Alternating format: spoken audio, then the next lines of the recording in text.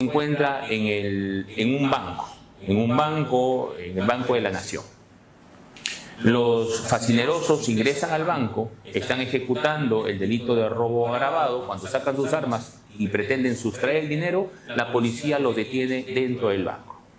En ese momento se configuró la flagrancia delictiva estrictamente dicha porque los encontró con las manos en la masa, ¿de acuerdo? Entonces, bajo esos supuestos es amparable una detención. Segundo supuesto, cuasiflagrancia. El mismo ejemplo.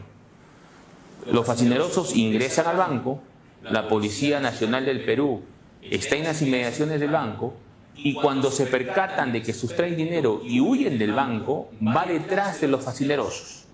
Sin perderlos de vista y de forma ininterrumpida, es que cuadras más adelante logran detenerlos. En ese supuesto no estamos en una flagrancia propiamente dicha o estricta, sino estamos en una cuasiflagrancia. Pero el requisito fundamental es que sea de forma ininterrumpida, sin perderlos de vista. En la fuga o en la persecución son detenidos. Estamos en una cuasiflagrancia. La cuestión más problemática viene en la presunción de flagrancia, cuando no se lo ha podido identificar ni en el hecho ni en la fuga, sino dentro de las 24 horas. Estos son aspectos problemáticos y justamente los últimos pronunciamientos de la Corte Suprema establece de que hay testigos de referencia, testigos a oídas, si se puede detener bajo la presunción de flagrancia con un testigo a oídas. Eso ya lo vamos a desarrollar más adelante. Pero aquí exactamente en este tipo de supuesto puede que la persona sea identificada a las 23 horas, faltando una hora para que se cumpla o para que se venza el supuesto de la flagrancia delictiva. Si esta persona es identificada con algún vestigio o con alguna prenda o con alguna mancha de sangre, vamos a suponer que el delito es homicidio y todavía mantiene esa mancha de sangre, o es reconocido a través de cámaras de videovigilancia, o es indicado con un testigo presencial del hecho y se lo logra identificar, aunque sea faltando 5 minutos o 1 minuto para que venza las 24 horas, puede ser detenido bajo la flagrancia delictiva, bajo el supuesto de presunción de flagrancia o flagrancia ficta. ¿De acuerdo? Entonces, sabiendo y conociendo todos estos aspectos, todos estos supuestos de la flagrancia delictiva, yo creo que el efectivo policial o el ciudadano va a saber identificar y sobre todo va a saber aportar al proceso penal a través de una detención válida, a través de una detención legal y poder aportar para que nuestro sistema judicial pueda culminar, si es culpable, con una sentencia. ¿Y por qué yo inicié esta conferencia diciendo que el efectivo policial tiene una gran función en la sociedad, que es combatir el delito, ¿verdad? Prevenir el delito y combatirlo también. Entonces, ¿qué es lo que sucede cuando el efectivo policial no identifica bien los supuestos de flagrancia? Porque se ha visto en la práctica judicial. En la práctica judicial, por ejemplo, como abogado litigante en materia penal, nos encontramos que muchas veces se sustenta una detención, bajo supuesto de detención policial, con aspectos de meras sospechas. Y han sido detenidas las personas y, valgan verdades, estas personas sí se dedicaban o eran proclives al delito y portaban, posteriormente se hacían allanamientos en supuestas flagrancias, elementos delictivos, pero todo se venía abajo, todo era descartado, todo era excluido por no saber justificar o por no actuar bajo supuestos estrictamente de flagrancia, de esos 3 supuestos que les vengo comentando y explicando de forma detallada. Entonces, qué valioso es saber identificar y actuar al momento de detener a una persona.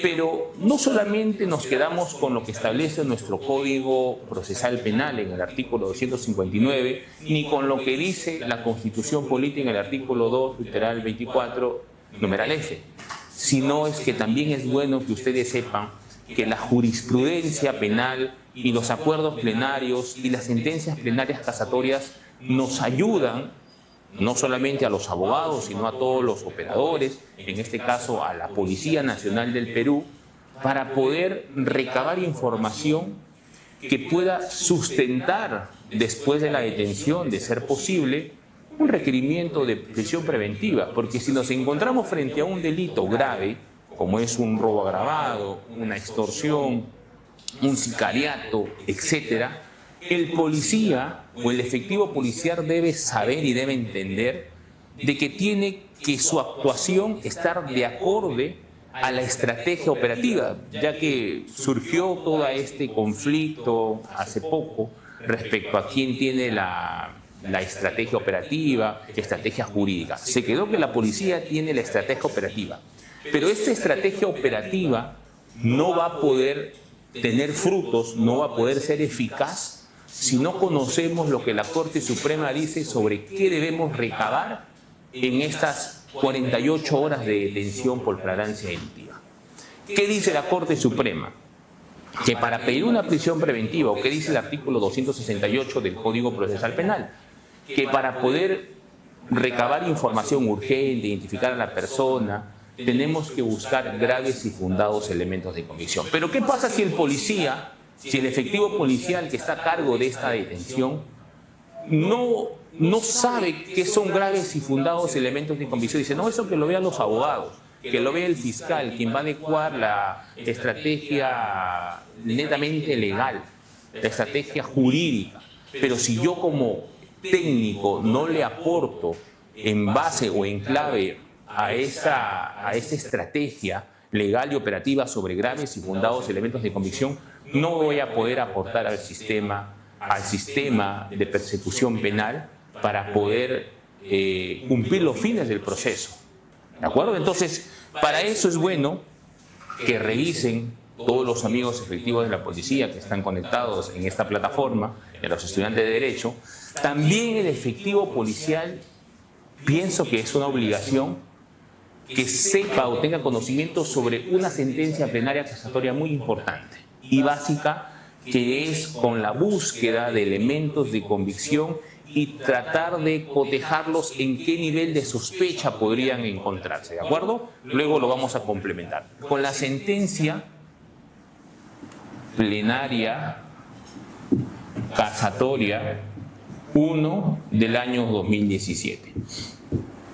Seguro muchos dirán, oye, pero eso es para los abogados, eso es para el juez, eso es para que pondere qué grado de sospecha, si el fiscal en su estrategia legal o en su estrategia jurídica sabe encuadrar. Pero, repito, no solamente el fiscal debe conocerlo, debe conocer la Policía Nacional del Perú, porque no puedo recabar elementos de convicción que no superen el estándar probatorio que un juez busca en una audiencia de prisión preventiva. Es importante que sepan que esta sentencia plenaria casatoria, si bien es cierto, es sobre un delito de lavado de activos, pero se estableció cuáles son los estándares de sospecha en el proceso penal. ¿Y qué nos dice?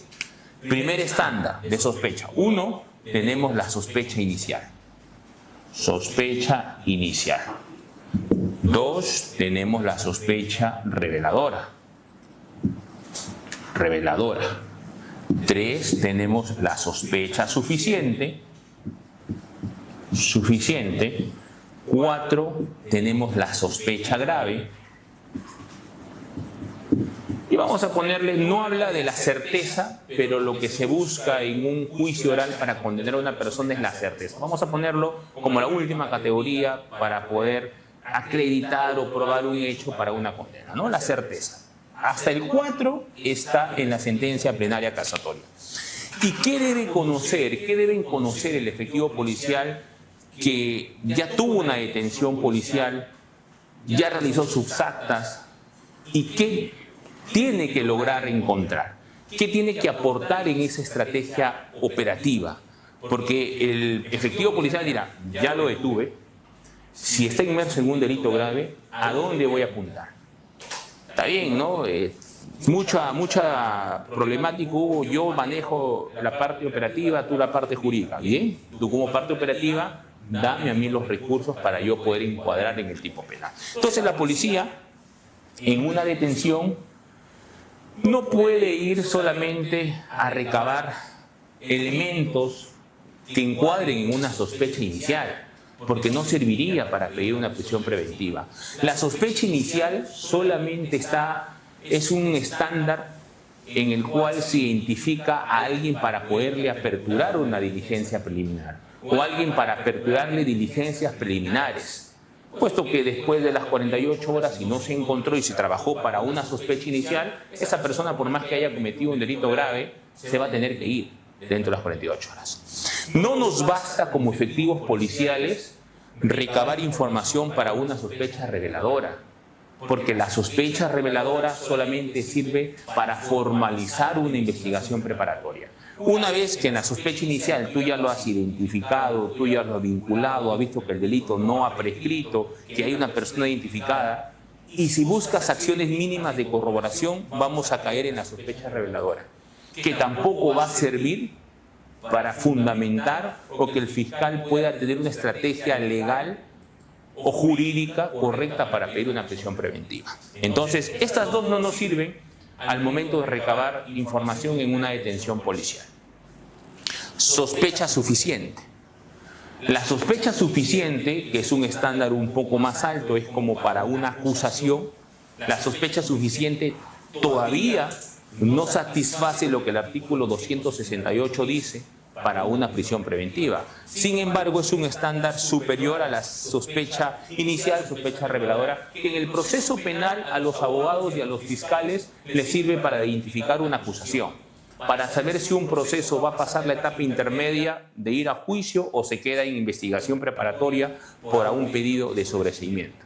Entonces, sí es importante también, y sobre qué se debe trabajar cuando ustedes han identificado, porque ustedes están efectivamente en el campo y saben qué personas son proclives al delito, qué personas siempre están en comisión de eventos delictivos. Si queremos que esta persona sea sometido a un proceso penal y asegurar su presencia en un juzgamiento para una futura sentencia, tenemos que trabajar sobre la base de una sospecha grave. Y para hacer y tener elementos de convicción sobre una sospecha grave, tenemos que conocer estos estándares por los cuales evalúa el juez. Los estándares que el juez exige que el fiscal alcance en una audiencia de prisión preventiva. Pero el fiscal no lo va a poder alcanzar si ustedes no le han recabado esa información de manera necesaria. Entonces, todas las diligencias que se realicen en el plazo de 48 horas tienen que apuntar a este fin. Eso es respecto a la recopilación de información, de elementos de convicción, indicios, como lo quieran llamar en esta etapa inicial. ¿De acuerdo? Toda esa recopilación de información que va a sustentar su informe que se le lleva a Fiscalía, su informe policial, tiene que estar sustentada con actos relevantes,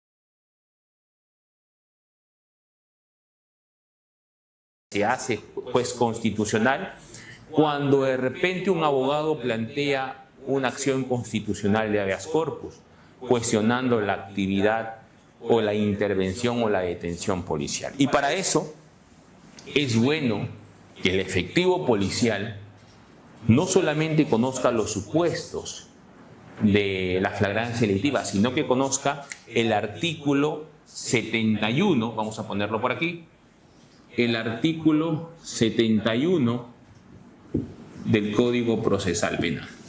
¿Qué establece este artículo? Los derechos del imputado. Los derechos del imputado. ¿De acuerdo? Derechos del imputado o de una persona que es sometido a un proceso penal que desde el minuto o desde el segundo de su detención surge un haz de derechos fundamentales que deben ser respetados.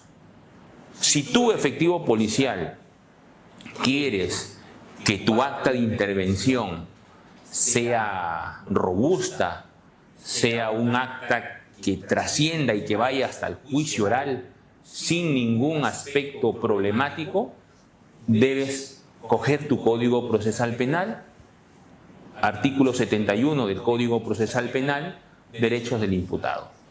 Muchos creen que, y lo he visto en la práctica cotidiana, que no permitiéndote participar en una diligencia, por ejemplo, o en la elaboración del acta de intervención, o queriendo hacerlo firmar al detenido, tendrías más posibilidades. No, si el detenido no quiere firmar, no pasa nada. Las actas siguen con su presunción de veracidad o presunción de legalidad, porque ustedes son servidores públicos.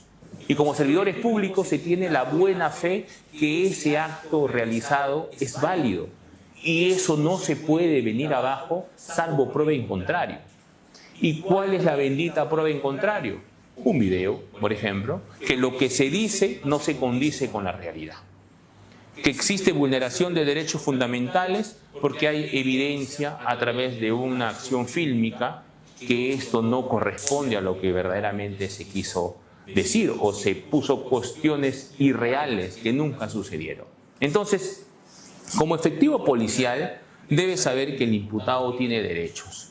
Y si quieres hacerlo con validar sus actas, si quieres que el imputado reconozca que efectivamente estuvo en ese lugar y que para eso requiere la presencia del abogado, porque hay muchas limitaciones a los abogados, he visto, y limitaciones innecesarias. Porque si el abogado quiere ingresar a ver a su patrocinado y quiere mirar cómo se realiza el acta, permítele que vea y que lea el acta y consígnalo. Una vez que lo consignaste, esa acta no lo tumba nadie. Esa acta no solicita la nulidad del abogado ni otro abogado porque estuvo presente su abogado defensor.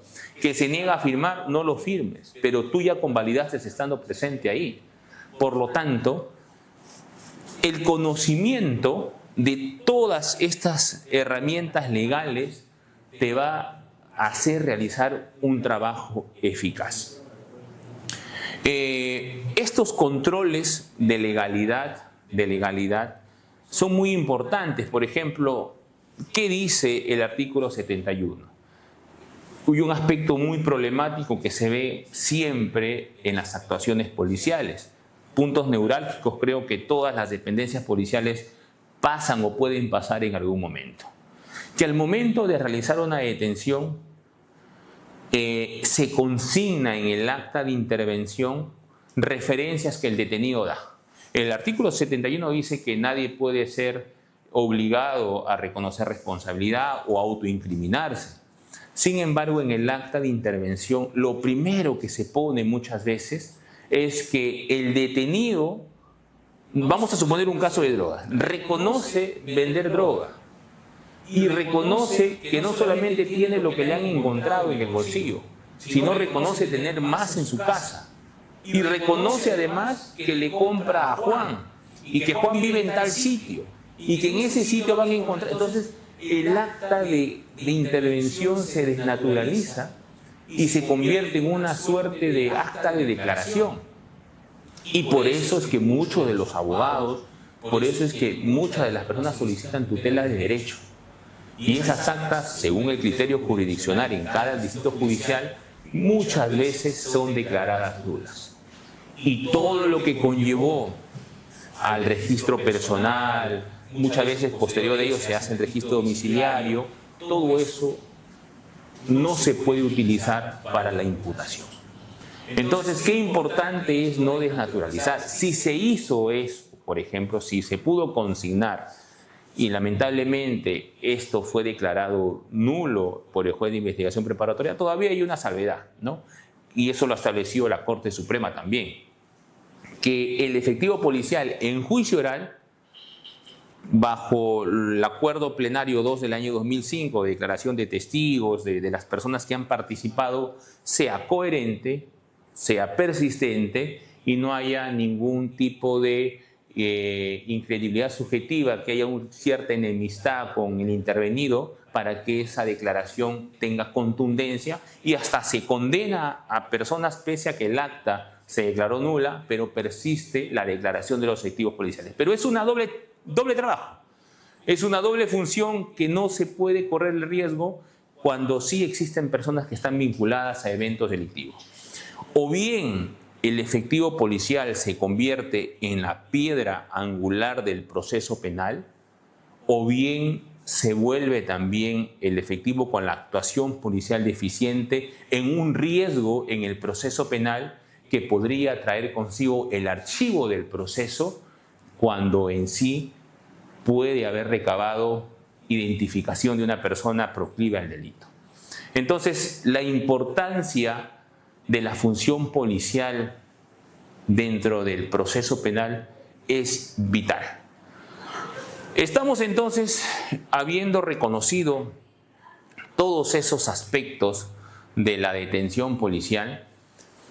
Es bueno también saber que esto está vinculado muchas veces con el artículo 71 respecto a que ninguna persona puede ser sometida a coacción, agresión, ¿no? O al uso de la fuerza de forma desproporcionada. Y justamente, no solamente, fíjense que la detención policial no se agota con la identificación de los supuestos, sino que la detención policial te va a conllevar a una serie de actuaciones que tienes que respetar dentro de tu propio manual de derechos humanos aplicado a la función policial, desde tu propio decreto legislativo respecto al uso de la fuerza en la función policial. He visto en la práctica cotidiana, casuística, que se consigna en las actas que la persona detenida o el intervenido no resistió a la intervención, colaboró con la intervención. Sin embargo, cuando esta persona pasa el reconocimiento médico, tiene lesiones corporales, ¿no? Entonces, esto que no condice tiene que ver mucho con el uso de la fuerza en la función policial. Ustedes conocen muy bien esto, que el uso es gradual, diferenciado según los niveles de resistencia. Entonces, como una institución de la detención policial, no solamente ahora eres consciente de que tienes que saber lo que dice la Corte Suprema a través de los niveles de sospecha en la sentencia plenaria casatoria 1 del año 2017, no solamente tienes que conocer el artículo 71 de los derechos del imputado para hacer una buena labor, sino también que tienes que conocer tu decreto legislativo, tu manual de derechos humanos aplicado a la función policial. Policía que no se capacita, policía que no se instruye, policía que no lee, puede ser un peligro para el proceso, para el sistema, porque una imputación, y en estos tiempos difíciles de estado de emergencia, de mucha criminalidad, su labor es muy importante en el proceso penal. Esta situación nos va a conllevar a que nosotros, pues, a través de estas capacitaciones, en fortaleza sobre todo, puedan tener recursos no solamente doctrinarios, sino casuísticos, para que ustedes puedan ejercer una buena función. Vamos a una última punto neurálgico respecto a la detención policial y sobre todo cuando se habla de allanamientos. Detención policial en flagrancia delictiva con allanamientos. Ese es otro punto neurálgico que la Corte Suprema ya ha resuelto también y que en la casuística se ve muchísimo, que después de una intervención en cuasi flagrancia delictiva o en presunción de flagrancia delictiva y en una persecución, ingresa al domicilio el intervenido y la policía ingresa con él. ¿Está permitido? ¿Se puede allanar una propiedad si es que el intervenido es encontrado en flagrancia delictiva? La respuesta es sí. La Corte Suprema ha dicho sí, el allanamiento en flagrancia delictiva sí es posible, pero hay que saberlo aplicar. Por ejemplo, ¿en qué supuestos está permitido? Vamos a suponer una persona que se dedica a la venta de droga. ¿de acuerdo? Está en la puerta de su casa, está vendiendo al menudeo y la policía se percata de esta acción ilícita e identifica que está en el pase de droga, como lo llaman. Trata de identificarla y esta persona raudamente ingresa a domicilio. El efectivo policial puede ingresar porque hay una cuasi flagrancia en la cual lo encuentra, pero viene persiguiendo, ingresa a su casa y en su casa puede realizar un registro domiciliario. Entonces, esta duda que la Corte Suprema ha resuelto y ha dejado sentado, sí es posible un allanamiento bajo los supuestos de flagrancia delictiva.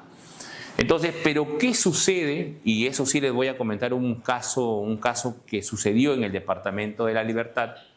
¿Qué sucede cuando la policía establece que por sospecha quiso identificar a una persona?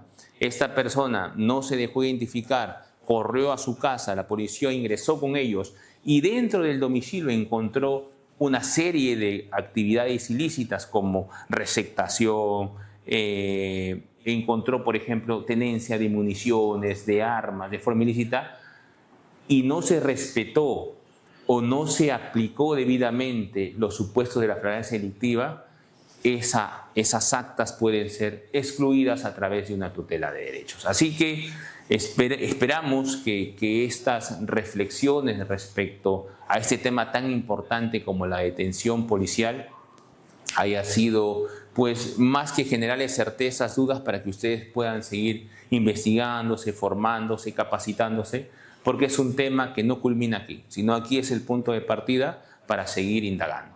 Así que hasta aquí con nosotros, nos quedamos para la ronda de preguntas.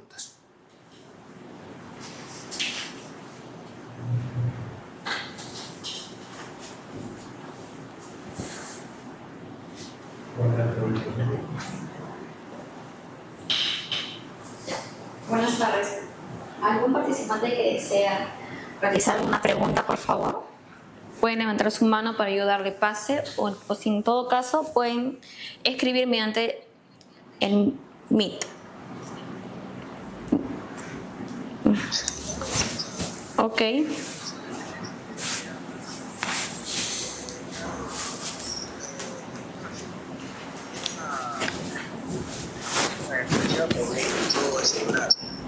De la cual esta persona le había preguntado un arma de fuego, ¿no? Y le había A ver, disculpe un ratito, efectivo Albert. No se logra escuchar su pregunta, por favor. O en todo caso lo puede digitalizar por Meet, por favor, por el mensaje, y yo a trasladarle al doctor.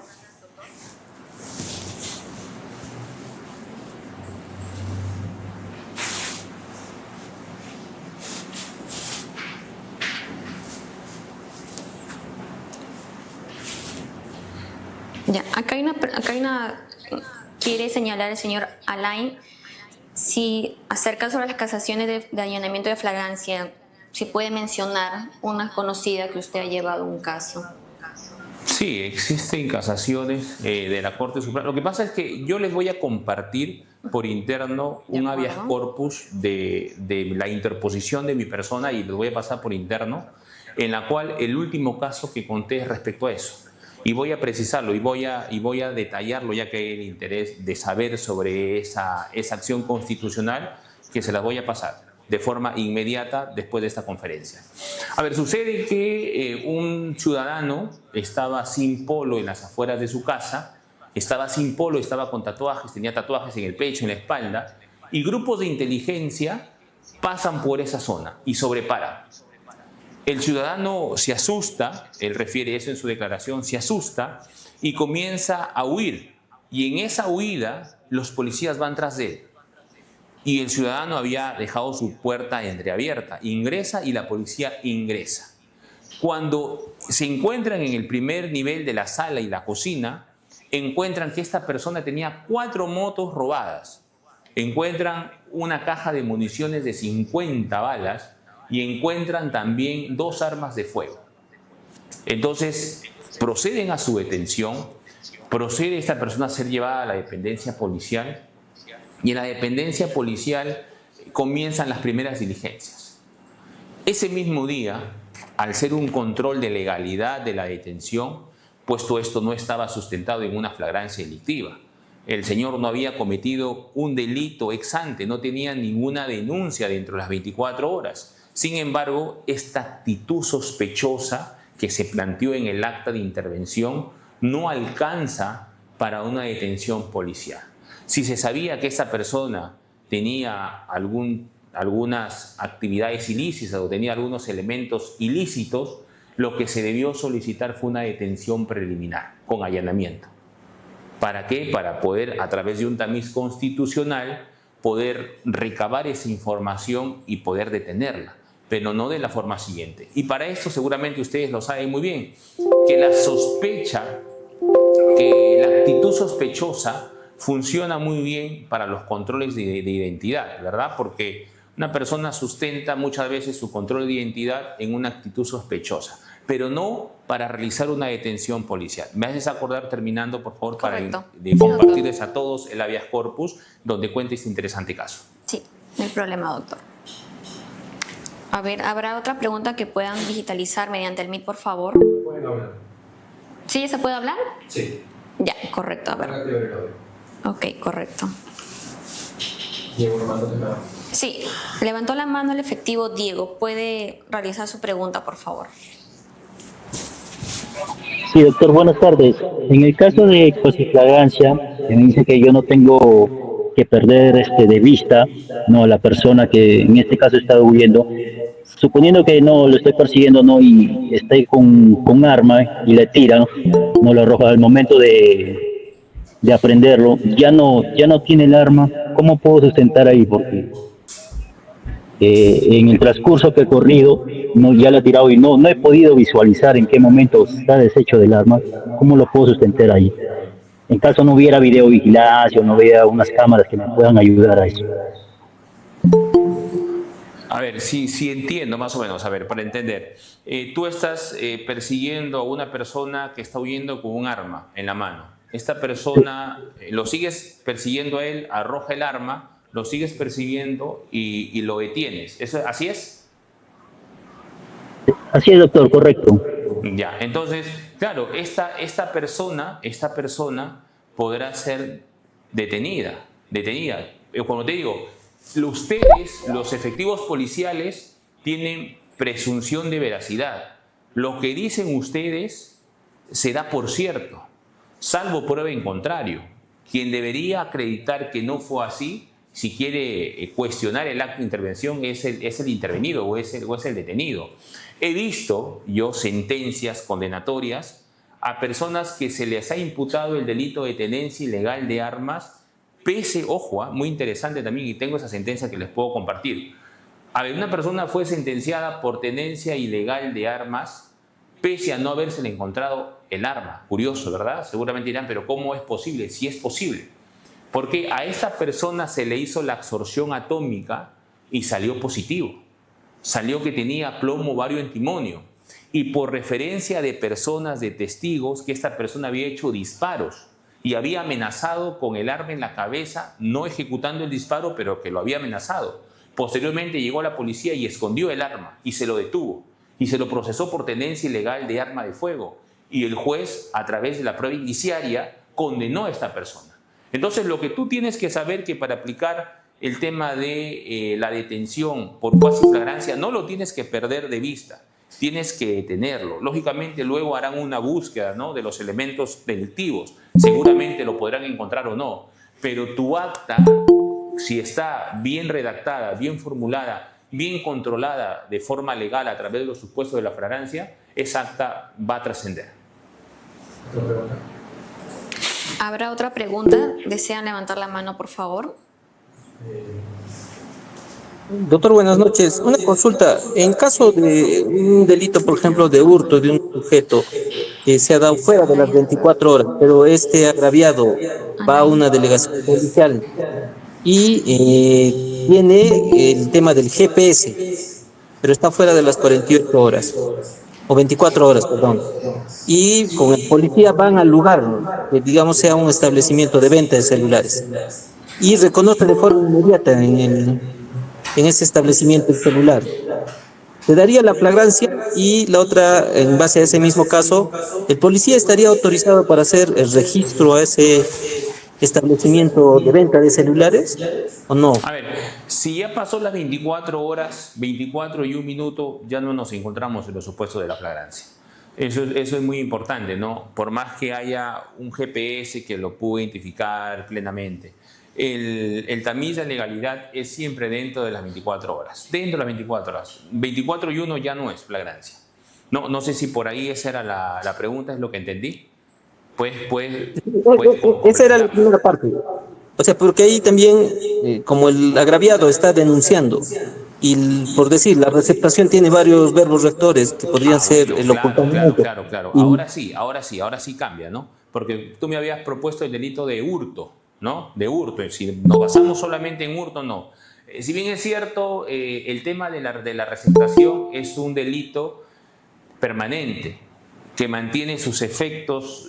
Por ejemplo, la receptación tú puedes haber guardado en tu domicilio hace 2 años. Sin embargo, allanan tu domicilio, te encuentran una moto y que tiene procedencia ilícita, bajo flagrancia delictiva te vas porque ha sido encontrado, porque es un delito con efectos permanentes. Ese es otro tema, es un tema ya de parte especial de derecho, pero sí, en la práctica sí podría ser detenida una persona si de manera voluntaria de repente permite el registro fuera de los alcances de la flagrancia delictiva por el delito de hurto, permite el acceso a su domicilio de forma voluntaria y se encuentra un vehículo que tiene procedencia ilícita y no la justifica, y sobre todo dice haberla adquirido de forma irregular tal vez, porque sabes que este tipo de delito no solamente es el que a sabiendas comete, guarda, esconde, ¿no? o recibe actividades ilícitas, sino quien debe presumirla. Entonces sí estaríamos dentro del supuesto de flagrancia por la especialidad de este tipo de receptación. Sí estamos ante un delito de flagrancia. Y aprovechar tu respuesta para no cambiar tal vez con otro tema. Y se podría hacer el registro en ese momento de forma inmediata, más o menos como lo que dio el ejemplo, ¿no? Un allanamiento, pero en este caso es un establecimiento comercial, no es un domicilio. ¿Podría el policía ingresar lo y que pasa si es verificar que- otros equipos más? Ya, si es que es un establecimiento abierto al público como un mercado o un establecimiento público, basta que sea un recinto privado que atente el derecho a la propiedad o a la posesión, que son los actos de la propiedad. Considero que sí debes tener una orden judicial. O sea, si pasó la flagrancia delictiva, pese a que el delito de receptación sea un delito permanente, de efectos permanentes, pero si es que ya pasó las 24 horas tendrías que tener una orden judicial o que el propietario te permite el ingreso de forma voluntaria y tú encuentras esas actividades, sí se configuraría para una detención. ¿De acuerdo? Muchas gracias. Correcto. ¿Alguna pregunta más que desean? Por favor, levantar la mano. Y en breve vamos a hacer un descanso, por favor. Última pregunta. ¿Algún colega que quiera alzar la mano? Ok. A ver, cuéntame, señor Anderson, ¿cuál es su pregunta que desea realizar al doctor? ¿Qué tal, doctor? ¿Me escucha? Sí, le escuchamos, estimado. Ya. Una consulta, ¿no? Mira, ¿qué pasa si sucede un caso de una violación a las 10 de la mañana? Pero el agresor es huido del lugar Más fuerte que hable. y es... Por favor, ¿puede Ya. acercarse a su celular y hablar fuerte, claro, por favor? Que se escucha Ya, bajito. hola. ¿Me escuchan? ¿Ahora sí? Sí, ahí sí, correcto. Ya. Estaba contando sobre caso de una violación que ha hecho ocurrido a las 10 de la mañana, pero el agresor es huido del lugar, pero al día siguiente, 8 de la mañana, es retenido por personal serenajo. Pero fue en mi caso provincia, pero el serenajo trae al agresor, pero ya fuera de las 10 de la mañana, fuera de las 24 horas del día. ¿Qué procede? Ya, entiendo, a ver. Entiendo que cuando hacen el arresto ciudadano, lo traen a la dependencia policial pasada las 24 horas, ¿cierto? Sí, pero lo habían su, retenido 2 horas pero antes su de las 24 horas. detención por arresto ciudadano sí se dio dentro de las 24 horas, ¿verdad? Sí. Ya, entonces es válido. ¿Por qué? Porque la Corte Suprema también ha establecido que el arresto ciudadano se computa desde el momento de la detención y se contabiliza el término de la distancia. Lógicamente, si estas personas en las zonas inhóspitas, por ejemplo, de la sierra, esta persona es detenida por arresto ciudadano dentro de las 24 horas, pero su traslado a la dependencia policial te va a llevar 4 horas, lógicamente tiene que operar el término de la distancia. O sea, sí se está dentro de los supuestos de la flagrancia delictiva, por arresto ciudadano. Pero el acta de detención, ¿a qué hora lo pondría entonces? Si ya viene No. fuera de las 24 horas. Lo que pasa Porque es que para eso existe... los serenazgos no hacen el acta de detención, eso hacen el acta de arresto ciudadano. Claro, claro. Lo que pasa es que se tendría que tener en consideración lo que los serenazgos dicen. En las zonas muchas veces de este tipo, porque estos son casos excepcionales, eso, por ejemplo, según la máxima de la experiencia, no puede suceder en una zona ciudad, por ejemplo, no puede ser comprendido. En estas zonas rurales, muchas veces hay un agente municipal, hay una ronda campesina, donde hacen sus actas también, ¿no? Sus actas de ocurrencia, sus actas de aprehensión. Esto, por ejemplo, va a justificar el término de la distancia. Existen casos en la Corte Suprema que ha establecido así, ¿de acuerdo? O sea, siempre y cuando sea detenido dentro de las 24 horas.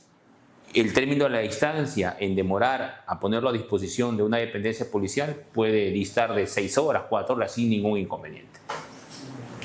Correcto. Vamos con otra pregunta. Le doy paso al señor Montalvo Wilca. Puede prender su micrófono y realizar su pregunta, por favor. Doctor, buenas noches.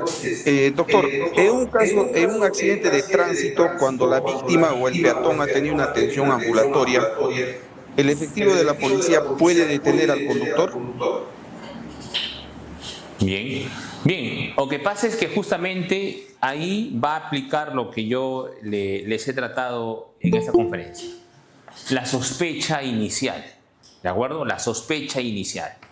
El efectivo policial previene delitos y faltas, ¿verdad? Delitos y faltas. Este tema, para saber si efectivamente se encuadrará en un tipo penal de delito de lesiones leves, de lesiones graves o de repente en faltas, eso lo va a cuantificar el Ministerio Público al momento de hacer el control de legalidad, el control jurídico.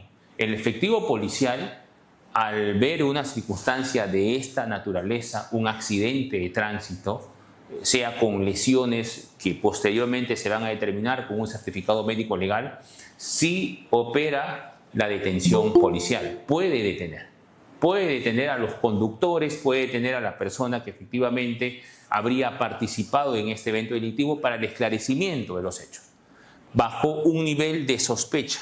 Desde que existe sospecha inicial, sirve para diligencias preliminares. ¿Qué hace la Policía Nacional del Perú cuando detiene a una persona? ¿Qué hace? Las medidas urgentes y preliminares. Entonces, sí puede detener. Correcto. ¿Habrá alguna última pregunta?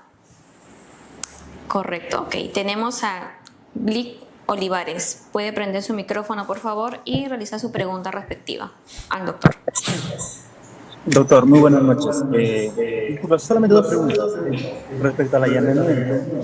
Si bien es cierto, la resolución de allanamiento tiene un tiempo de duración respecto a la autorización para realizar el allanamiento, ese tiempo de duración, ¿a partir de qué momento se llega a contabilizar? ¿Desde la notificación directa al fiscal o se comunica la remisión? Esa es una, y la otra sería en caso de que se llegue al lugar, a la ubicación del inmueble a allanarse, digamos que el imputado ya no se encuentre viviendo o se encuentre en el domicilio, sino se encuentre otra persona que ya por motivo de alquiler esté habitando en el inmueble. En ese caso, ¿cómo se procede? Ya, a ver, vamos primero con la primera pregunta, ¿no? Respecto al allanamiento. Estamos hablando de un allanamiento judicial, ¿verdad? A través de una orden judicial. Porque los allanamientos que hemos explicado a través de la flagrancia delictiva no hay un plazo determinado. O sea, tiene que hacerse de manera actual. ¿De acuerdo? Estamos haciendo esta diferencia, ¿no? Para no confundir con el tema de la detención policial y los allanamientos en flagrancia delictiva. Los allanamientos con orden judicial, el Ministerio Público tiene plazo para hacerlo sin notificar. O sea, es como la detención preliminar, ¿de acuerdo? Tú te enteras, el imputado se entera cuando ya entraron a su domicilio, cuando ya están ejecutando el allanamiento. Entonces, ni bien el fiscal es notificado con la resolución judicial de allanamiento, tiene 7 días, por ejemplo, según el plazo que se establezca, para realizar el allanamiento. Pasa el plazo de 6 días, ya no podrá realizarlo, tendrá que sacar otra resolución judicial. Entonces, no es desde que el imputado, el investigado tenga conocimiento, es desde que el fiscal sea notificado para realizar esa actividad. Y la segunda pregunta, ¿me la puedes repetir, por favor? Sí, claro. Para precisar la primera pregunta, justamente era la notificación al fiscal y el fiscal desde qué momento tenía a contabilizar el plazo. Digamos, en este caso de 48 horas, digamos, contabiliza a partir de la notificación directa al fiscal. Claro, lo que pasa es que la notificación no es como las notificaciones con efectos a los imputados que corre a partir del día siguiente de la notificación. El fiscal tiene días naturales para realizar esa limitación de derechos como es un allanamiento. Desde el momento que es notificado el fiscal, desde ese momento tiene plazo para poder realizar la diligencia. No es como a nosotros, por ejemplo, a los que son denunciados o a las personas que nos notifican para contestar una resolución, corre recién a partir del día siguiente. No. Es desde el momento que el fiscal toma conocimiento. Desde ese momento tiene días naturales para hacerlo. Si cae sábado o cae domingo, tendría que hacerlo sábado o domingo. Así es. Bien, regresamos. Como les comentaba, se va a realizar un segundo tema que es la detención preliminar. Sigan atentos, le damos la bienvenida nuevamente al doctor Edward Larrosa.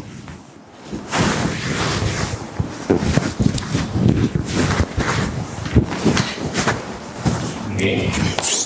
A ver, ya habiendo tomado en consideración ciertas notas importantes de la detención policial, hoy nos vamos a enfocar en lo que es ya la detención preliminar judicial.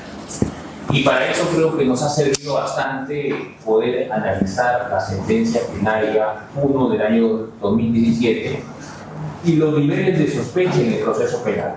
¿Por qué? Porque es muy importante para poder identificar qué se requiere o cuál es el nivel de sospecha que se requiere para poder solicitar una detención preliminar judicial y diferenciarla, como no, de la prisión preventiva, porque ambas son medidas cautelares de carácter personal. ¿De acuerdo? Entonces, vamos a partir, yo creo, de las medidas limitativas de derechos, sobre todo, en este caso de carácter personal, que es la detención preliminar judicial y la prisión preventiva, porque una u otra están ciertamente vinculadas, como lo vamos a desarrollar. Detención preliminar judicial.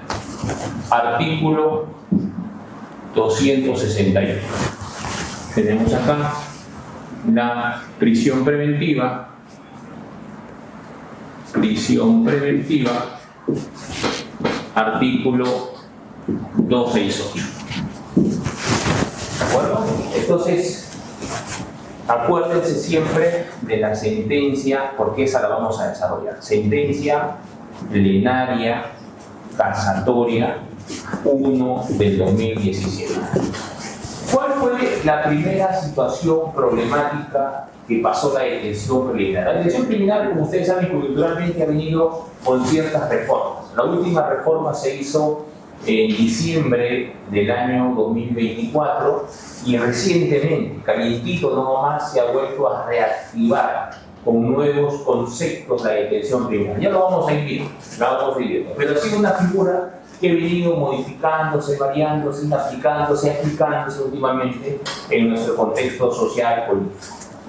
Pero, ¿cuál fue siempre o cuál es el cuestionamiento o lo que los abogados y los doctrinarios siempre cuestionaban de la detención preliminar judicial? Que esta detención preliminar se daba sin un aviso previo, porque esa era la naturaleza, limitar un derecho a través de una orden judicial. Acuérdense que en la conferencia anterior decíamos que una persona solamente puede ser detenida por dos supuestos: flagrancia delictiva, detención policial, que ya lo desarrollamos, y a través de una detención preliminar judicial, a través de una resolución, sea detención preliminar, sea prisión preventiva, sea sentencia condenatoria. Todas ellas son resoluciones judiciales. Entonces, si hay una resolución judicial debidamente motivada, una persona puede ser detenida. Y en ese contexto estamos en la detención preliminar judicial. ¿Qué establece la detención preliminar judicial? ¿Cuál es el espíritu de la detención preliminar? ¿Cómo se debe aplicar una detención preliminar? Como es una medida cautelar de carácter personal que limita a la libertad, siempre será bajo contexto o bajo principio de proporcionalidad. Cada vez que ustedes van a ver en el Código Procesal Penal que existen medidas limitativas de derecho a la libertad ambulatoria o a la propiedad de derechos reales o derechos personales, siempre van a encontrar el principio de proporcionalidad, porque es el tamiz constitucional, porque se dice que por encima de los presupuestos materiales, del Código Procesal Penal, tienen que privilegiarse los presupuestos constitucionales, ¿no? O los principios constitucionales. En este caso, los principios que hay que pasar y hay que justificar para dar este tipo de medida es el principio de proporcionalidad, principio de necesidad y el principio de proporcionalidad en sentido estricto. ¿De acuerdo? Al principio de proporcionalidad, necesidad e idoneidad, ¿no? Principio proporcional y sus tres subprincipios, ¿no? Solamente así, pasando ese tamiz, podríamos aplicar una detención preliminar. ¿Y qué se establece en la detención preliminar? Hay una nueva ley recién, calientita, que ha modificado todas las demás leyes, las cuales vamos a poder consignar para su análisis y su revisión. Vamos a consignar. Es la ley número, fíjame, la ley número 32255. Nueva. La que ha restituido nuevamente lo que es la detención preliminar hace poco. ¿Qué se establece? Los mismos supuestos de la detención preliminar que anteriormente conocíamos como que exista la prognosis de pena mayor a 4 años, que exista posibilidad de fuga o gravedad con la finalidad de que esta persona pueda fugarse, y hay un concepto que sí ha cambiado. Antes, en la anterior ley, que ha sido modificada por esta ley 22255, decía que deben existir razones plausibles. Y se entendía por razones plausibles una sospecha inicial. Para muchos doctrinarios, una sospecha inicial. Pero ahora se ha modificado esta nueva ley. Ha puesto ya no razones plausibles, sino condiciones razonables para que se pueda imponer una detención preliminar. De plausibles a razonables. La pregunta es, ¿solamente es un cambio de palabra? ¿Solamente es un juego de sinónimos con la finalidad de poder aplicar? Yo considero de que sí hay un cambio. Hay un cambio con la finalidad de poder someterla más rigurosamente al tamiz de proporcionalidad. ¿Y por qué les decía que es muy importante analizar la sentencia penal casatoria? Porque ya la jurisprudencia de la Corte Suprema ha establecido que para poder emitir una resolución que autoriza una detención preliminar, esta tiene que sobrepasar la sospecha inicial. O sea, el primer estándar de la sentencia penal casatoria es sospecha inicial e ir a una sospecha reveladora. Cuando se pasa la sospecha,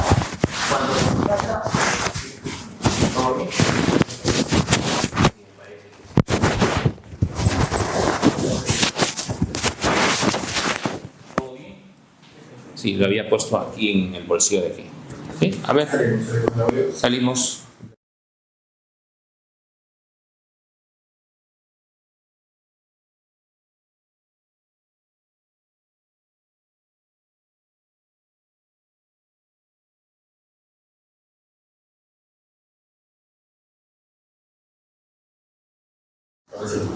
Volvemos desde el inicio. No se preocupe. ¿Sí? Ya están captando audio. Perfecto, muy bien. A ver, hay algunos problemas de conexión respecto al audio. Bueno, ya están salvados, ¿verdad? Seguimos. Habíamos comentado de que la nueva modificatoria de la ley 32.255 establecía de que esta palabra de razones plausibles por razones o por condiciones razonables era para pasar este tamiz de la proporcionalidad, ¿de acuerdo? Porque antes había un control consideramos nosotros, muy ligero al analizar una detención preliminar. Ahora consideramos que el legislador quiere hacerlo más estricto a los principios constitucionales. Entonces, pero ¿cuál es la finalidad? Yo creo que ahí vamos a poder distinguirla de la prisión preventiva y de la detención policial seguramente, ya que han escuchado la anterior ponencia. La detención preliminar tiene una finalidad de realizar actos urgentes y necesarios en las diligencias preliminares, ¿de acuerdo? Esa es la finalidad. Actos urgentes y necesarios en las diligencias preliminares. ¿Y cuál es la finalidad de una prisión preventiva? Es distinta. ¿Cuál es la finalidad de una prisión preventiva? Asegurar la presencia del imputado para el proceso penal, para que sea juzgado en un proceso penal. Vemos que las diferencias son totalmente distintas. Respecto al tamiz de proporcionalidad, la prisión preventiva con la detención preliminar tienen el mismo tamiz, pero distintos niveles de sospecha en el proceso penal. Distintos. Como lo habíamos dicho, para la detención preliminar solamente se requiere una sospecha reveladora. Y sospecha reveladora solamente de que esta persona esté vinculada a un evento delictivo y sospecha reveladora de la posible fuga. Ya la sospecha grave se exigirá en una prisión preventiva. Entonces, ¿cuáles son los cuestionamientos? ¿Cuáles son los puntos neurálgicos de la detención preliminar? En la práctica judicial, si esta detención preliminar no se controla debidamente o no hay un control de legalidad, ¿qué puede suceder? ¿Qué puede suceder en la práctica? Y yo les voy a explicar a través de un diagrama muy sencillo para poder entender. ¿Qué sucede si es que se da una resolución de detención? Vamos a imaginar que es una resolución de detención preliminar, ¿de acuerdo? Detención preliminar. Si esta no se controla de forma correcta, dentro del plazo, por ejemplo, detención preliminar por 3 días de delitos simples, delitos comunes, o cuando hay un delito de tráfico ilícito de drogas, cuando hay otro tipo de delito de 15 días, o cuando hay crimen organizado de 10 días. Si no se controla esta detención preliminar, el segundo paso es que con otro formato, y eso sucede en la realidad, no debería ser así, pero sucede en la realidad, con otro formato se convierte en un requerimiento de prisión preventiva. Requerimiento de prisión preventiva. Y miren cuál es el peligro, que si ese requerimiento de prisión preventiva no se controla, y sucede en la práctica, con otro formato que se llama acusación fiscal, se convierte en una acusación. Acusación. Y si no hay un tamiz de legalidad, de control en la etapa intermedia, lamentablemente esto se va a convertir posteriormente en una sentencia. ¿Y por qué lo digo? Porque muchas veces nosotros los abogados litigantes hemos visto que una detención preliminar se sustenta muchas veces por informes policiales, que muchas veces está bien redactado, se ha hecho una buena función, pero cuando no se controla puede ser perjudicial para el sistema también. ¿Por qué puede ser perjudicial para el sistema? Porque con cambio de formato fácilmente puede llegar hasta una acusación. Pero ¿qué pasa en una sentencia cuando el control es de valoración? Es de inferencias probatorias, es de valoración. Esto termina en una absolución. Entonces, ¿por qué es importante hacer un verdadero control en cada etapa del proceso penal? para conseguir el fin del proceso, que es una sentencia condenatoria cuando se ha recabado información relevante, delictiva sobre un hecho que ha acontecido. Y lo más penoso muchas veces en el proceso penal es que esta detención preliminar, cuando es, por ejemplo, por crimen organizado, puede mantener a una persona en prisión muchísimos años si no se hace un verdadero control, y posteriormente puede, después de 6 años, 5 años, 4 años, terminar en una sentencia absolutoria. ¿Y por qué le digo tantos años? Vamos a suponer que esta detención preliminar inicialmente se dio por 10 días. 10 días, que es el plazo para crimen organizado, por ejemplo. 10 días. Crimen organizado.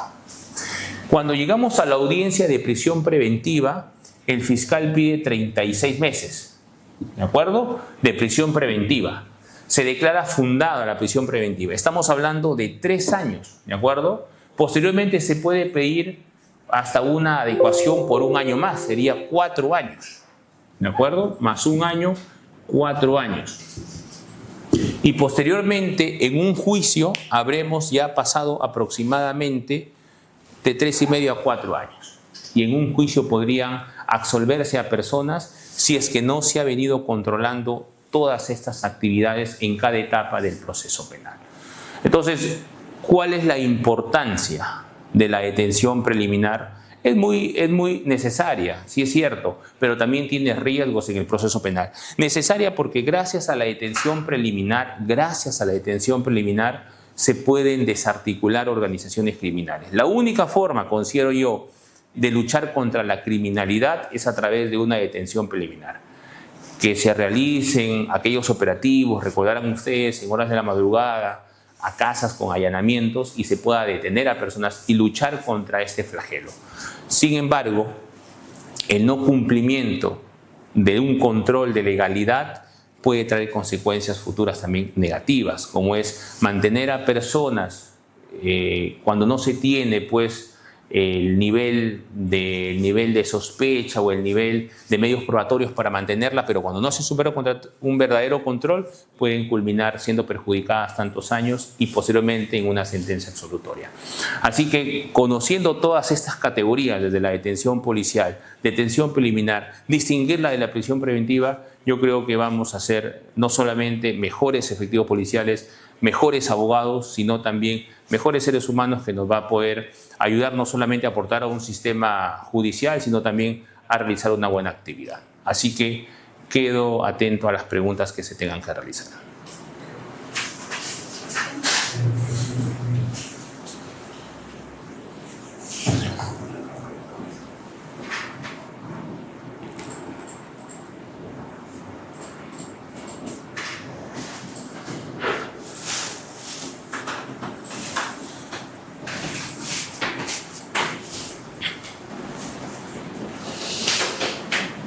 Listo, bien.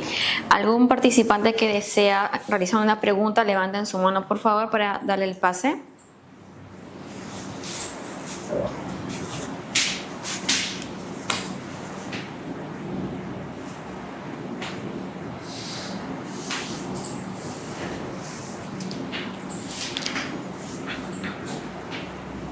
¿Algún participante que desea realizar las preguntas respectivas al doctor, por favor? Levanten su mano para darle el pase correspondiente.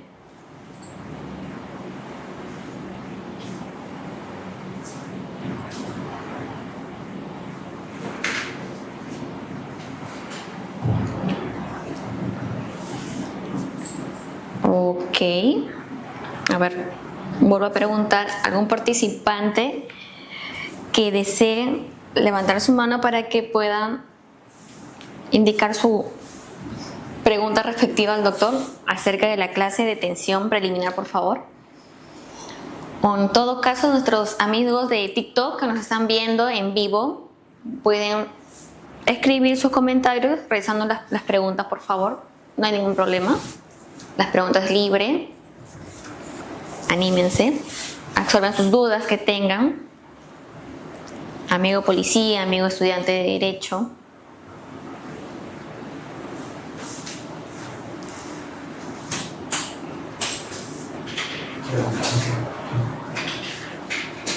A ver, esperemos 2 minutos para la ronda de preguntas quien desea participar.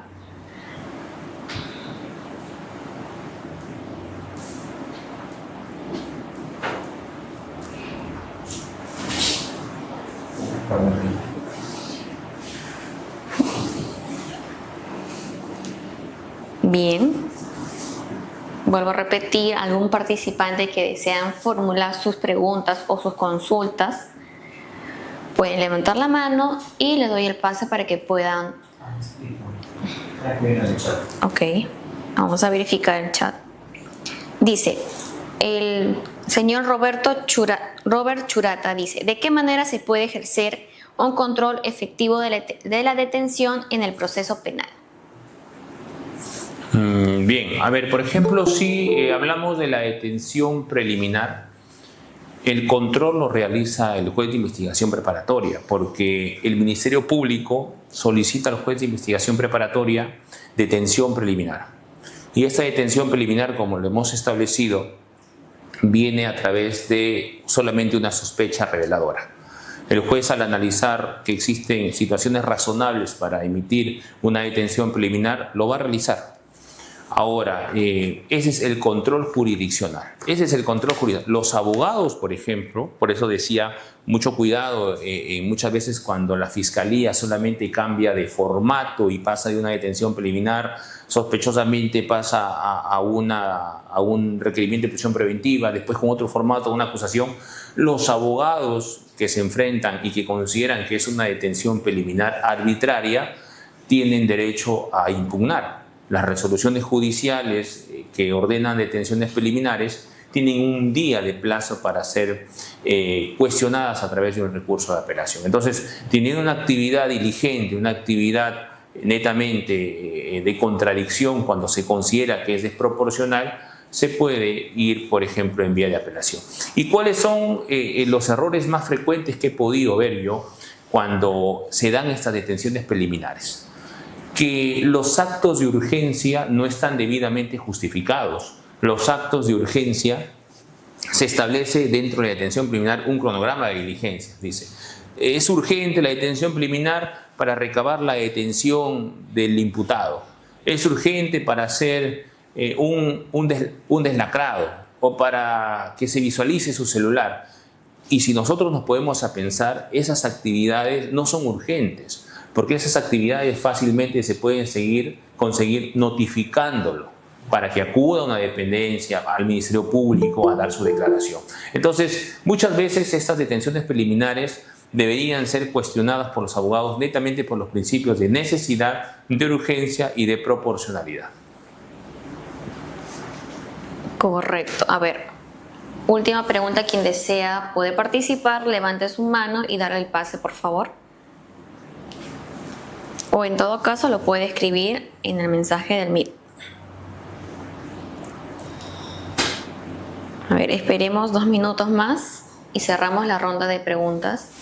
Nuestros amigos de TikTok que están conectados, alguien desea formular su pregunta, lo puedan realizar a través del comentario. Nosotros lo vamos a leer para que sea absuelto por el doctor.